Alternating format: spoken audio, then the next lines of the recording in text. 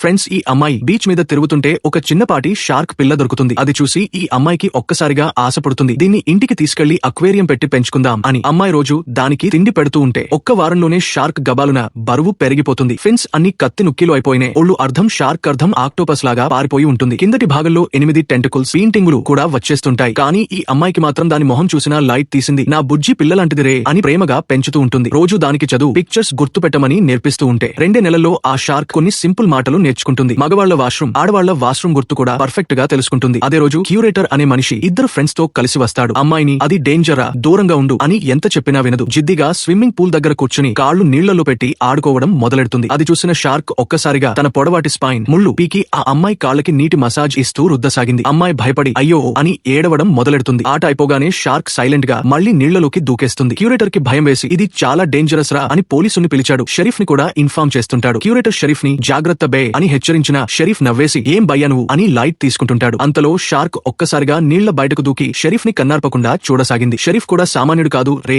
వెంటనే పిస్తోల్ తీసి షార్క్ మీదకి గురిపెట్టాడు. పిస్తోల్ పవర్ అర్థమైందన్నట్టు షార్క్ నీళ్లపైనే స్పీనింగ్ అని సొల్లు నాటకం ఆడిస్తుంది. అప్పుడే అమ్మాయి అక్కడికి పరిగెత్తుకొస్తుంది. చూసేసరికి షరీఫ్ ఎలక్ట్రిక్ డ్రిల్ తీసి తన బుజ్జి షార్క్ ని చంపేయడానికి సిద్ధంగా ఉంటాడు. ఏమీ ఆలోచించకుండా వద్దు రే అని అడ్డుకోవడానికి దూకింది. కానీ క్యూరేటర్ ఆమెని పట్టుకుని ఇంతకి ముందే మనం దానికి ఇంజెక్షన్ ఇచ్చేశాంరా, ఇప్పుడు ఏం చేసినా లాభం లేదు అని చెప్తుంటాడు.